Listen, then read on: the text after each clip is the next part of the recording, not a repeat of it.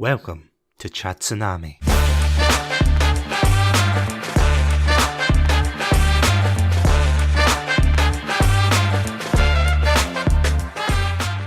Hello ho ho everybody, and welcome to a special episode of Satsunami. My name's Satsunami, and joining me for the very first festive episode is none other than the one and only Christmas holiday cheer-bringer, I want to say, the one and only Andrew. Andrew, welcome back. Bah humbug. Hi everyone, good to be here and chat about a wonderful Christmas movie this year. I was going to say, get away with your Scrooginess right now.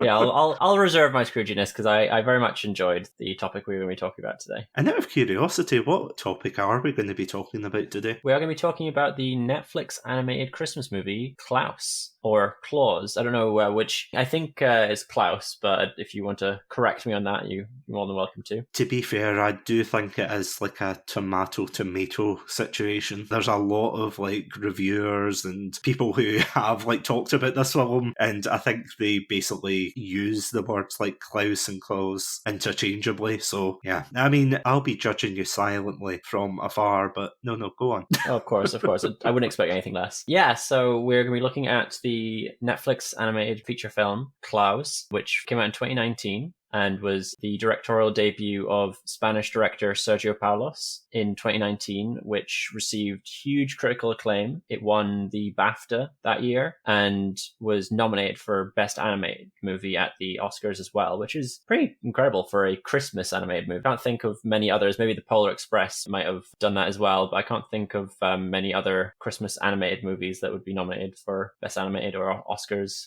Yeah, it's quite a... Well, I was going to say, yeah, it's a rare field, but I bet you turn round and there's like a whole list of them. Yeah, I'm wondering if like that new like Illumination Grinch movie probably probably on there. It's not got a candle in the Jim Carrey version. I'm just going to say it now. We watched that last night, actually. Did it hold up as much as you remember? There are some things I should not be saying anymore that like we're not okay. Yeah, that sounds about right. It was pretty like there's a lot of kind of things where when you're an adult you're like, oh god, how did they get away with that? Yeah, that's next week's episode. Why the Grinch is problematic. Number one, he's no tolerant. Anyway, sorry.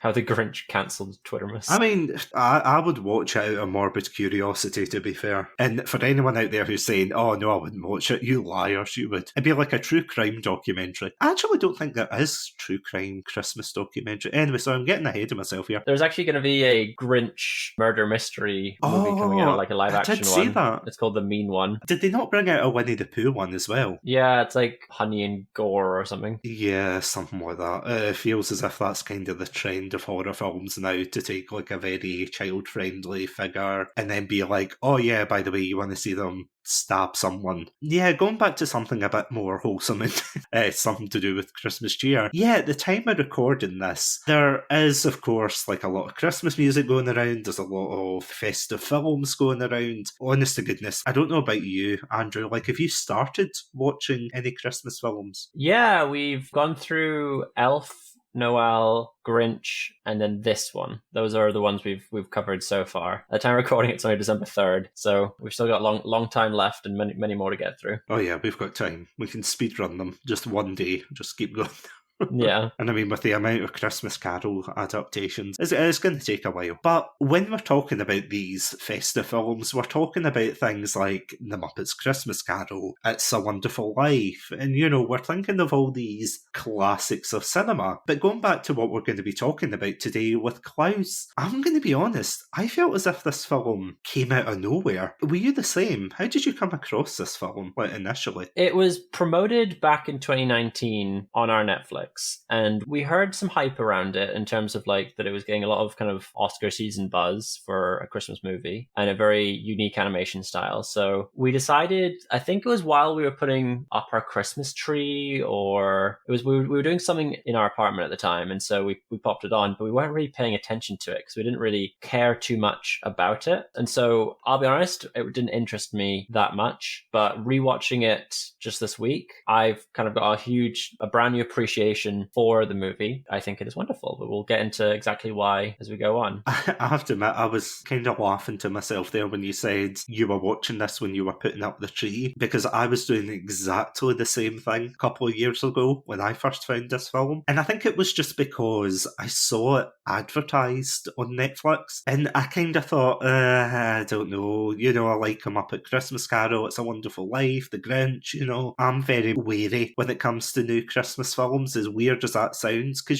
Christmas films are a dime a dozen. There's a massive bulk of them, and when they all come through, they all want to tell the kind of same story and everything. So when I saw Klaus and I saw, oh, it's the origin of Santa, I thought, yeah, sure, okay. And then, like you, I just put it on in the background. I thought, oh yeah, I'll just put it on, that'll be some nice background noise. And then, of course, I watched it. I ended up paying attention more to that than what became a lopsided tree, because I was more invested in the film than I was decorating. This is just a straight up spoiler free review in a couple of words. This film is poignant, it's fantastic, it is a whirlwind of emotions. Honestly, I would wholeheartedly recommend this film if you haven't seen it, and that is probably the briefest way I can say that, because will we just jump into it and explain to these lovely people why they should be watching this film? I think so. Going forward, there are going to be spoilers, so if you don't want to be spoiled and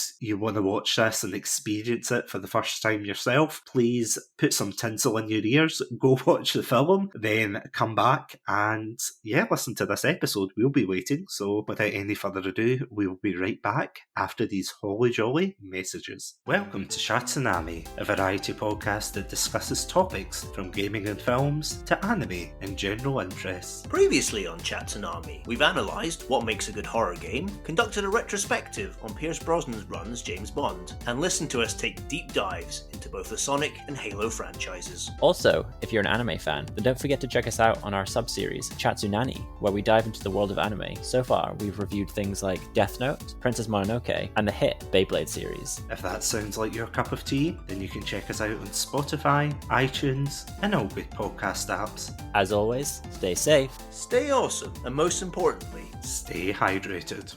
Hey, I'm Abby. Hi, I'm Fee, and together we are the Everything Coincidental podcast. We talk about all things paranormal, such as ghosties, cryptids, and aliens. We also like to talk about all things spirituality, which encourages us and others to live by their own rules. So if that's something that you relate to and are interested in, make sure you check us out at Everything Coincidental on all platforms, and also drop us a message. We'd love to chat to you at some point about it. Talk soon. Bye. This episode is sponsored by Zencastr. If you're a podcaster that records remotely like me, then you'll know how challenging it can be to create the podcast you've always wanted. That's where Zencastr comes in. Before I met Zencastr, I was but a naive podcaster, recording on low quality, one-track audio waves.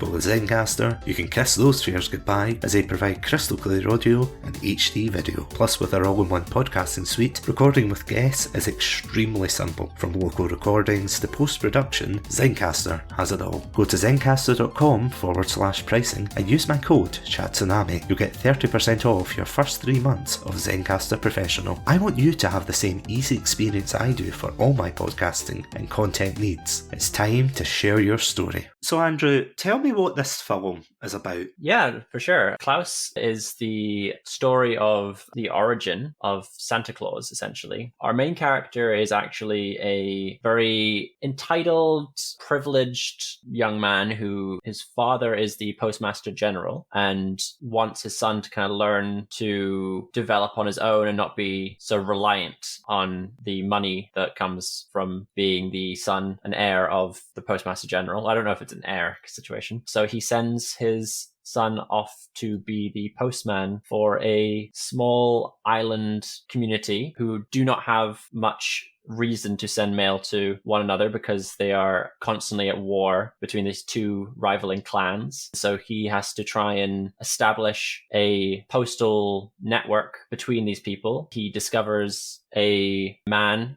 in the woods who makes toys and tries to sort of bond the town and create this wider postal network by delivering toys to these children. so that he can reach his letter goal, which will allow him to return back to his privileged life. Yeah, I couldn't have said it better myself, to be honest. And going back to a point that you made before, this is, of course, as you said, a film that explores the origin of Santa Claus, or Klaus, as we've established. But see, when you first heard this plot and you watched the trailer and everything, what were your initial thoughts going into it? I wasn't that impressed or interested. I thought it was just kind of like it's just one of those kind of modern movie kind of like, we'll explain the origin of this. Yeah, I wasn't that intrigued, wasn't that impressed. I just kind of put it on as like a filler kind of movie just when it first came out. But I think I've serially underrated the movie initially. I think it is very good. What about yourself? Well, I have to admit, I'm exactly in the same boat, pardon the plot pun there. But when I first heard about this film, I was kind of like,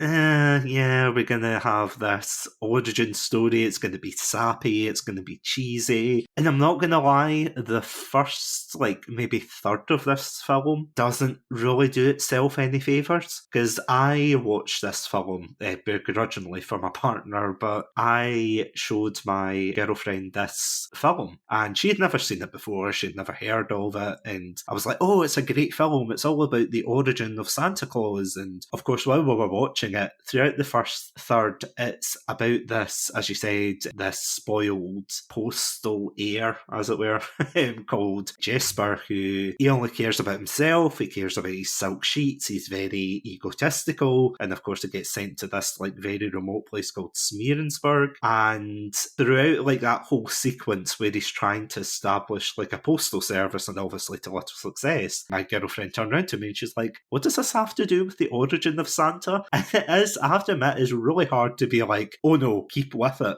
keep watching. Did you feel the same throughout the first third of the film, or even quarter? Yes and no. I was actually quite enjoying the introduction, and I had zero memory of the beginning of the movie at this Postmaster Academy. I must have been doing something completely different when I first watched this, because I had zero memory of this sort of taking place. I thought it set up the town and the community and the story quite well. It did take quite a while to get to the point where we meet Klaus. I think the story pacing was good for that, in my personal opinion. My partner lost interest in the beginning, so I think similar to you and your partner, that it didn't capture her initially, and so it wasn't until the very end of the movie she kind of started sort of taking note of what was going on again, and I had to kind of explain to her what happened in the beginning. Yeah, I had to rewind it a couple of times to be like, look, he's a bad postman, okay? Look at him. He's kicking a fragile parcel down the stairs. I totally... Very Ace Ventura, that I found. Yeah.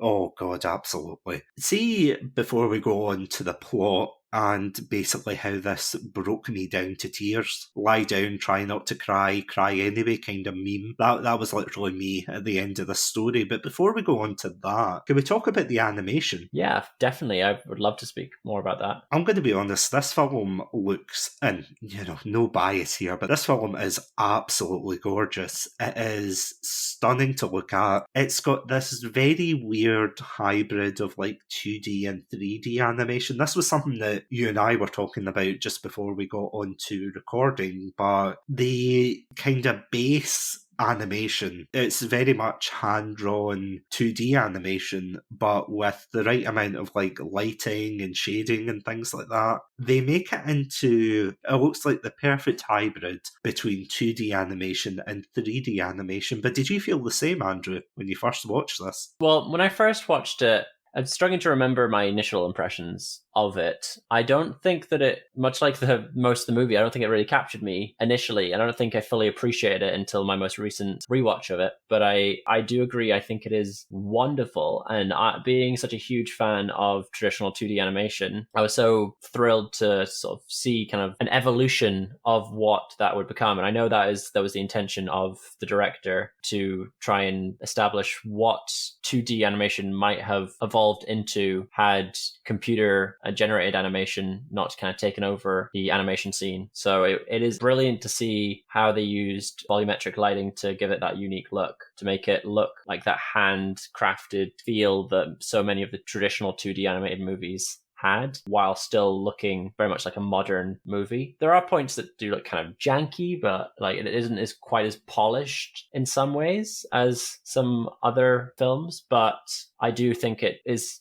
really consistent with its animation. I think it looks very, very interesting. My partner was not a big fan of it, being so used to this modern kind of 3D computer animated Disney movie where things are much more well like rounded. It's not quite as sharp, a lot of the angles. That is more to her preference, but I absolutely adored how this film looked. Well, funny enough, in terms of design, something that I was quite surprised at, and again, this is more like a subconscious thing, where when you're first introduced to Smearensburg, you see all of the houses are very angular and pointed and quite jaggy, and that's like subconsciously to say, oh, this place is unfriendly, and as are the weapons protruding from all the roofs. Well, yeah, that too. That's very overt. It's kind of hard not to see that. Then, of course, you've got Klaus's house, which is very sturdy and, like, you know, it's withered through time and everything. It is really well designed. Like, the whole town and the whole setting is amazingly done. But one thing I want to note, and this is something that I don't know if you picked up on, because I know this is one of your favourite films from Disney, but when I was watching this, especially for the ferryman character who takes Jesper across the water, voiced by Norm Macdonald in his final film role, released during his lifetime. I did notice that a lot of these characters looked quite familiar in the way like they acted and the way they presented themselves, and I was kind of like, this is really weird, because I recognise, obviously not the exact like character model or anything, but I thought, where have I seen that before? But if you look at Sergio's filmography, or rather his animation credits, he has worked on a lot of very prolific films. Like, I mean, even going to the 90s, he was part of a lot of the Disney Renaissance films, you know, like The Hunchback of Notre Dame. He was the animator for Frollo, he was the animator for Hades and Hercules, he also worked in Tarzan, but the one that actually caught my eye was Treasure Planet, where he was a supervising animator for one of the characters. I think his name was Dr. Doppler. I have to admit, I had to do a Google search while I was researching, because it's been a while since I've seen Treasure Planet. I was like, who the hell's Dr. Doppler? That is very appropriate, actually, because I think if it's the character I'm thinking of in Treasure Planet, he is a lot like Jesper in his mannerisms. They're all very similar with the way they, as you said, their mannerisms, the way they present themselves with their actions, the way they move, their expressions as well. When the ferryman pops in and he's like leaning and looking in quite smug, he reminds me of like the Long John Silver character from Treasure Planet. Like, he reminds me a lot, just the way he kind of, you know, he's smugly going, oh yeah, and hashtag not all ferrymen are pirates, but you know what I mean? It was just an interesting parallel, essentially. And I thought that was really cool to kind of draw between the fact that he obviously has like a lot of work under his belt before jumping into this film. But funny enough, and this is something we were talking about once again before we started recording, but this film did not seem popular when it was proposed to different studios, was it? Yeah, I was very surprised to hear that it took so long for it to get green light by any studio, and that it was eventually Netflix that gave it that green light and signed the deal with them. Yeah, you're completely right. When I was reading that, I was like, oh, this must be one of those films that was specifically made for Netflix. And, you know, like they laboured over it, they released it exclusively, and that was it. You know, there was no real history behind it, if that makes sense. But the fact that this actually got bounced around from studio to studio, all because a lot of studios said that it was like a risky move. Is that right in saying? Yeah, I think that was the kind of consensus, that they didn't want to take a risk on this movie. And I don't quite know what about it would have upset people. I don't know, maybe people have very firm kind of understanding of who Santa Claus is, and they didn't want to upset that kind of idea that he isn't just a magical man in the North Pole. Yeah, it seems very weird. According to my notes here, it said it was around, I think, 2015. So about 4 years before this was actually given a release, and about 2 years, I think, before Netflix acquired the rights to it. But I'm wondering if there was a different version of this film, because Jesper was, according to my notes here, he was originally proposed as a chimney sweep rather than like a spoiled postman. And see, in all honesty, I don't think that would have worked.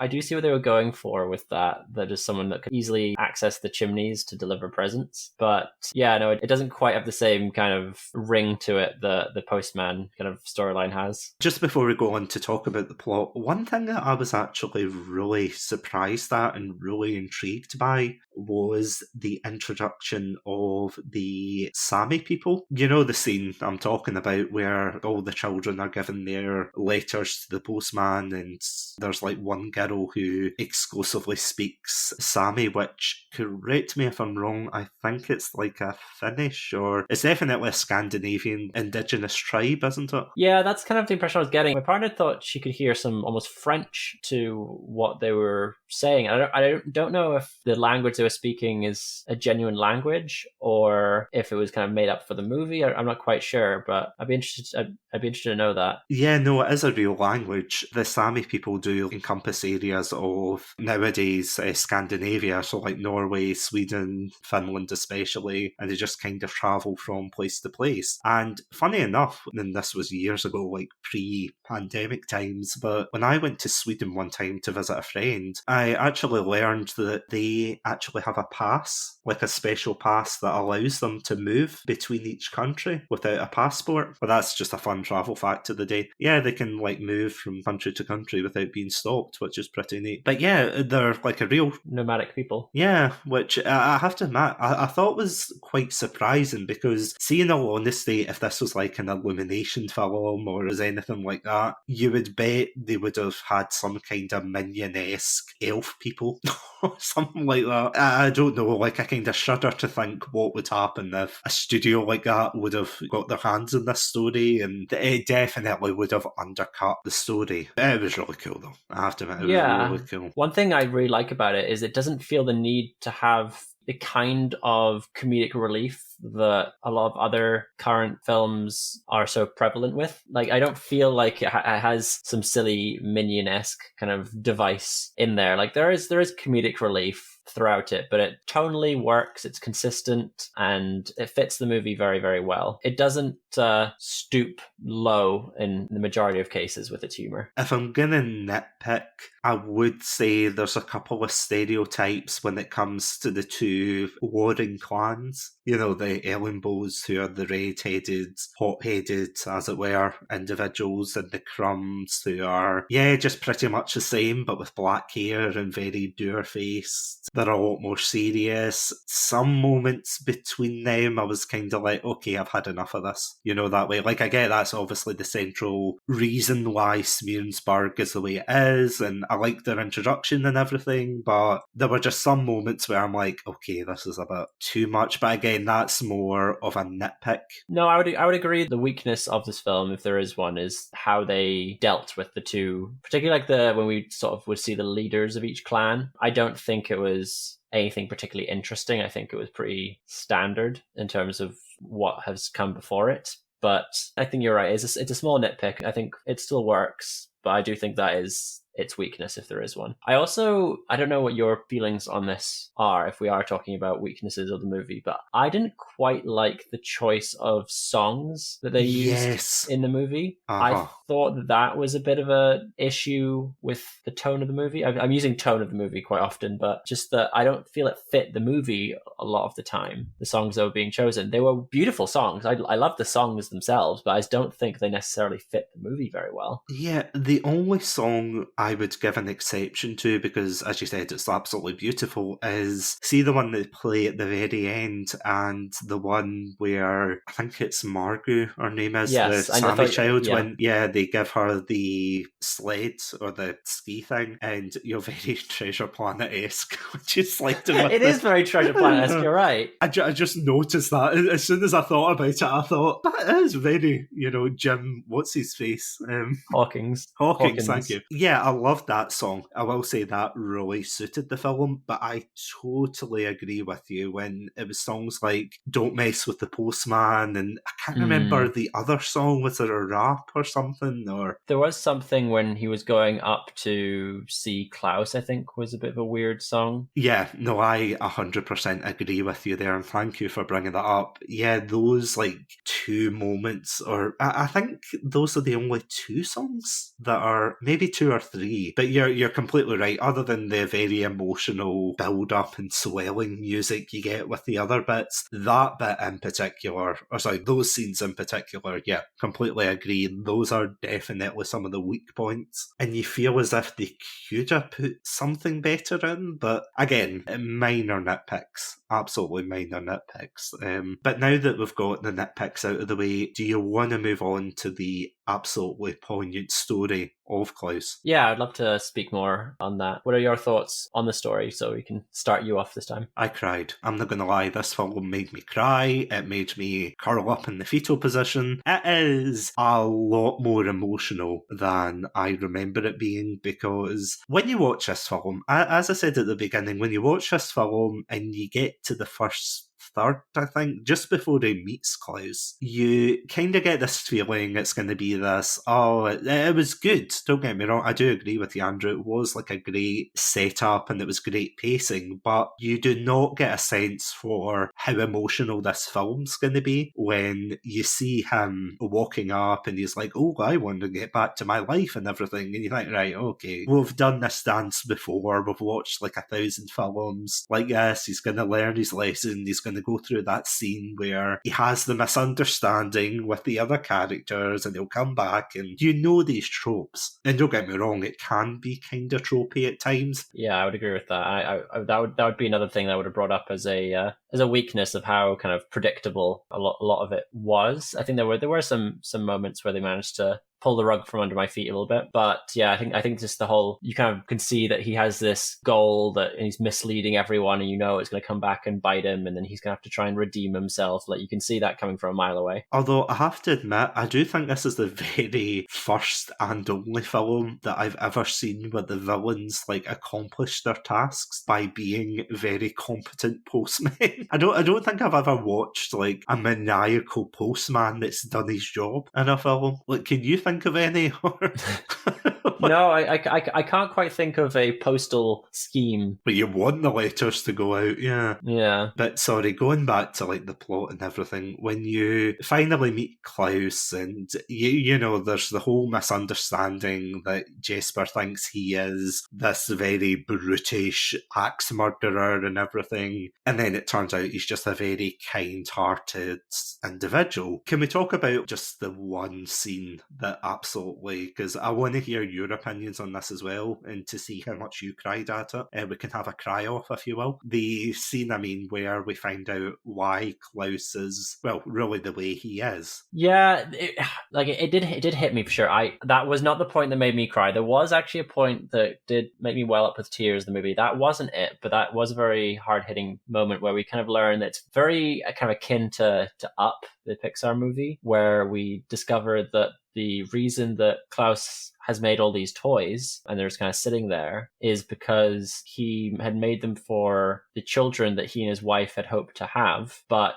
they were unable to have children for whatever reason. His wife then became ill and passed away, and so he was kind of left alone in his cabin that he had built for the two of them with just these many toys surrounding him. And he created this little kind of like family tree that he carved into like the trunk of a tree that kind of went through the cabin that he would like sit little like family members in, and it only existed was just him and his wife, and so he kind of hid it away, and that was very heart-wrenching. And then prior to that, throughout the movie, when we'd sort of been introduced to Klaus, it seemed like the wind was like telling him something, or he was interpreting something based on the wind, and you were always kind of like, what is going on here? What is happening? What is he kind of inferring, or what is he being communicated to via the wind? Is it just that he's crazy? What is going on here? And you kind of learn that he believes that it's his wife kind of communicating to him, and through what seems to be somewhat supernatural elements towards the end, it may be the case that it was indeed his wife that communicated to him to try and like push him in the right direction to help the town and to get past his kind of grieving loneliness, that he could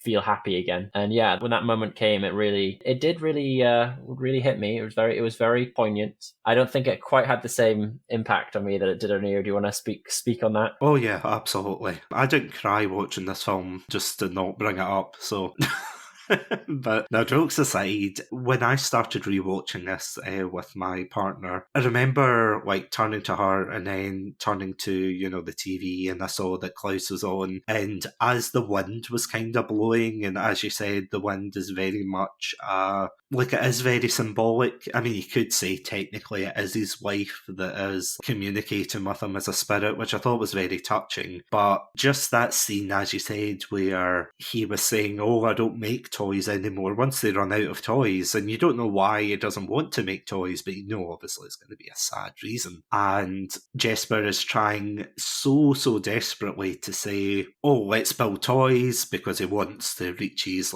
goal of sending out 6,000 letters. And, he's like, oh, we can have a workstation here, we can have this and that. And then he pulls down this sheet, and of course, Klaus is very desperate. He's like, no, don't touch that. And you see, as you said, the family tree where it's just him and his wife. And immediately it struck me, I was like, oh my God, I actually remember why he doesn't make toys anymore. And I was desperately trying not to cry, but as soon as my girlfriend started crying at it, I just started crying. And it's funny you say it's exactly like Up, because that's what she said, and that set me off even more, because I was just thinking how sad that was. Because you see the mini montage of them together, they're having a lovely time. He's a young man building his toys and everything, and he ends up a lonely old man, and his wife passes away, and he's just on his own in the middle of the woods. And it is just such an emotional scene where he talks about that. And of course, at the very end,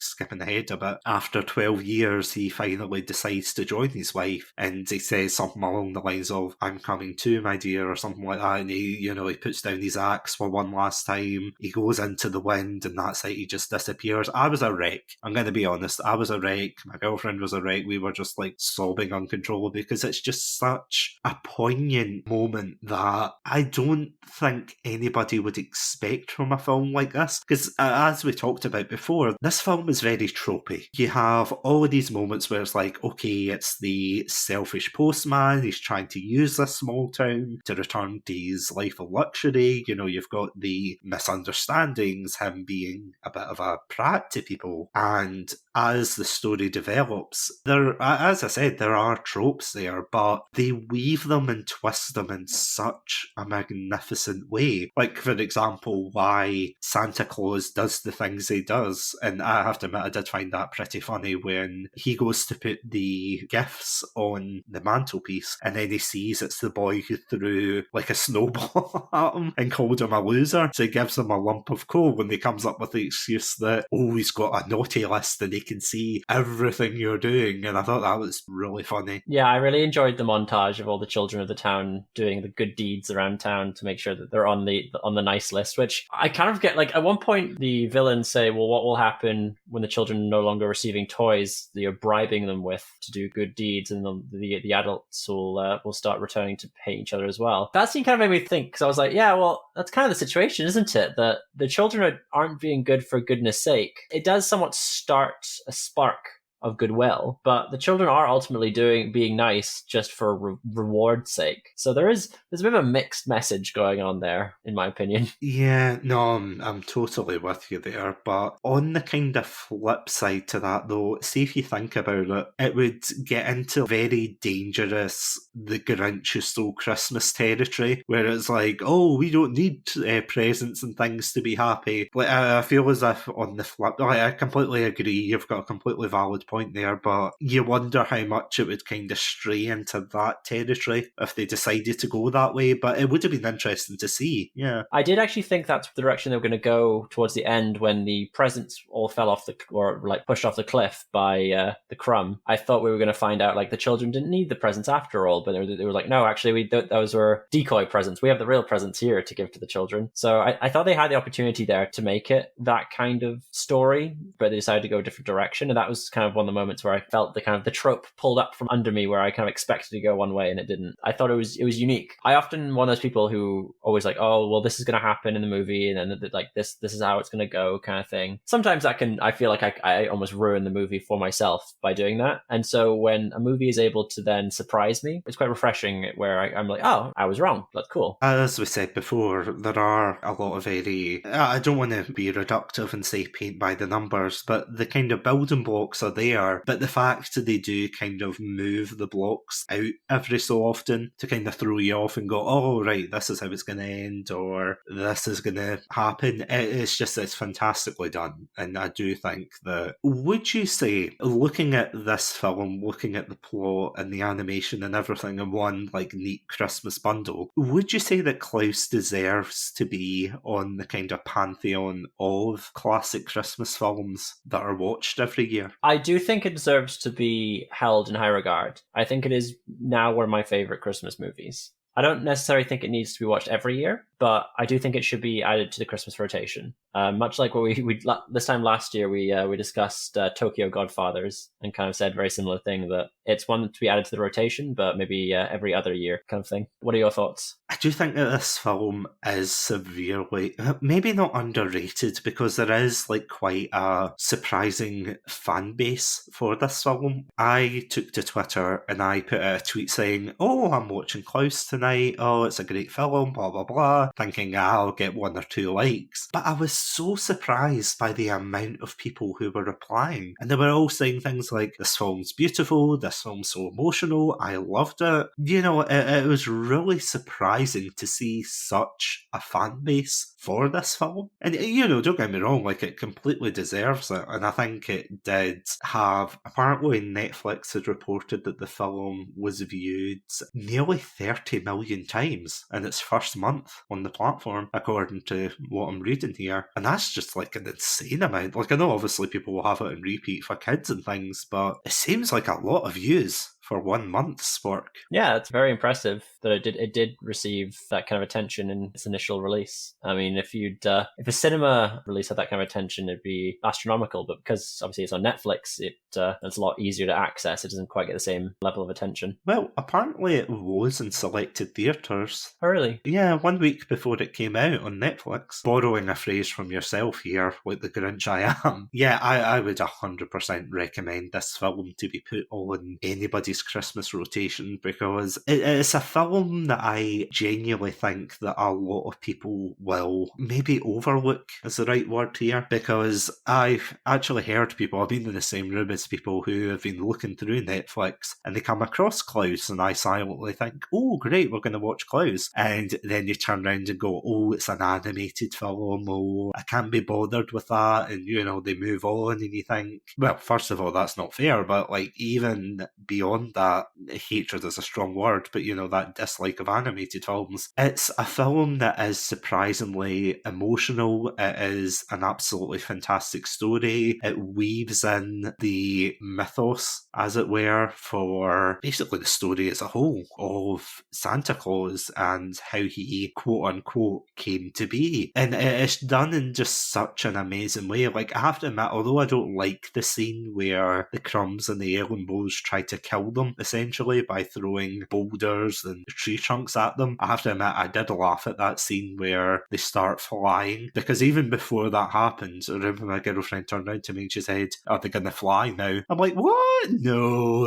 And then, of course, they technically don't fly, they just go soaring through the air, but of course the children see it and they think, oh wow, Klaus can fly, and that's just like quite a wholesome moment. Yeah, it's essentially just sort of creating this kind of mythos around him by sort of how these kind of rumors came to be and were spread. So it's very interesting. A lot of lore building going on here. Yeah, so this is the Santa lore, the Santa expanded universe. Speaking of, they never say the word Santa in the movie, I don't think, do they? No, they don't actually. They just say Klaus. Yeah. Which does make more sense. And yeah, no, you're completely right. As far as I remember, no, they don't. They just refer to him by the name Klaus, and that's pretty neat, I have to say. Honestly, like, I cannot praise this film enough. But before we wrap up, is there anything final that you want to say about this film, Andrew? Nothing that I haven't really already said, just that the animation is so unique and interesting. I do love to see a resurrection of traditional 2D animation with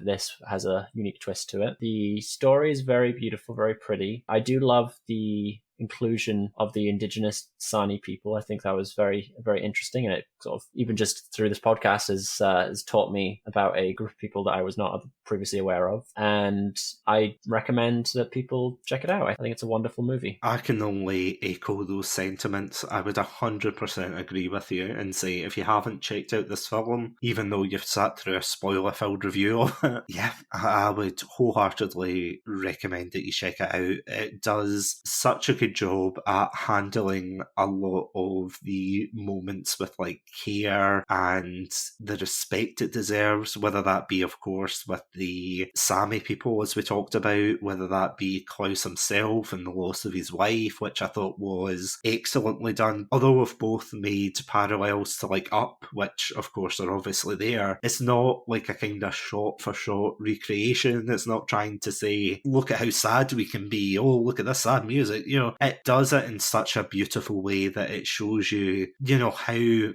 love he was with this particular individual and how it absolutely broke him as a person. And that is a surprising thing that, I mean, don't get me wrong, that grief can be a central theme. Like, I mean, if you watch something like It's a Wonderful Life, the whole film, as beautiful as that is about the concept of grief. But at the same time, there's kind of that bittersweet resolution of him continuing, even though he's alone, he starts to find these people who open his heart and open up his whole view on the world from being this isolated individual who does nothing but build birdhouses to someone who wants to help spread joy and hope into these children's lives. So yeah, all I can say is, if you haven't watched this film, what you still doing here? Go watch it. Get a Netflix subscription. I'll also say the interesting ending of the movie, which kind of suggests that Santa's a ghost, is a unique take on Santa Claus. Well, I think the worrying thing would be like if Jesper and his wife were making pottery and then you just saw the big Klaus hands come from behind. You never thought you were going to get a ghost reference, did you? No, I'll be honest. I have to admit, I think it's more to tie in with like the spiritual element, like obviously the wife being the wind spirit. It's something that someone else pointed out as well. And obviously there's some like really obvious moments where the wind blows the letter from the child to Klaus and he sees it. And then there's the picture from the child that flies to Jesper's hands, and that obviously kicks off the whole plot about him wanting to create like a Santa figure. But one of the other ones that I actually never even realised was there's a scene where Jesper's lying in his office and he looks up at the map and you can see the map, some of it's like hanging off the wall, so it's covering the cabin. You can see the wind push up the map, so it shows you that, like it shows it just enough for Jesper to take notice and go, oh, where's that place? So it kind of implies that the wife's semi-responsible for kicking off these events, which I thought was kind of poetic. You know, it's like not wanting to give up hope in an otherwise like hopeless place, because obviously at the beginning when we get to Smearensburg it's very drab, Tim Burton-esque, and I have to admit I did laugh because I've completely forgot about seeing the two people carrying the dead body for whatever reason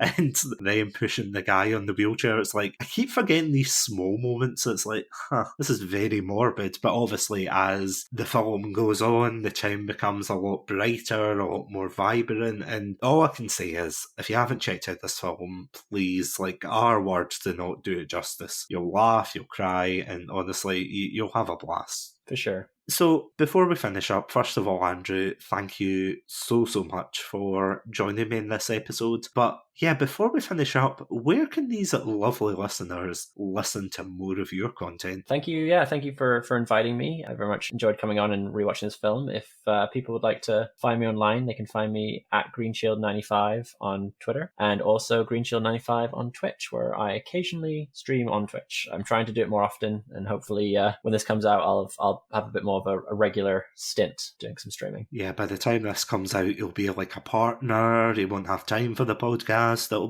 all be up from here. If only. But yeah, no seriousness, definitely go check out Andrew's channel. It is absolutely fantastic. And yeah, if you want to check out more festive fun from ourselves, you can check us out on our website, podpage.com/Satsunami, where you can stay updated with our latest episodes. You can also check out our previous Christmas episodes, and you can listen to us on Spotify, iTunes, and yeah, any good podcast apps. So look for the name Satsunami, and we'll see you there. But until then, thank you all so much for listening to this episode, and please feel free to join us next week as we take on another very festive topic. Are you ready for that, Andrew? Yeah, I am. I'm really excited to speak more about Christmas movies coming up into the festive season. Do you want to give the audience a sneak peek of what they might be expecting? I do think they're ready for that. I think we might need to, maybe we'll hint at a little bit of Muppets action and Muppets Christmas Carol. And, have we got anything else in the pipeline? I can't remember. No, I think that's it. Okay. Yeah, we're hoping to do a Muppets Christmas Carol episode very soon, so please stay tuned for that. Yeah, it will be the season to be very jolly and joyous. And yeah, we'll see you next week for some Muppets festive fun. But until then, thank you all so much for listening. Stay safe, stay awesome, and most importantly, stay hydrated.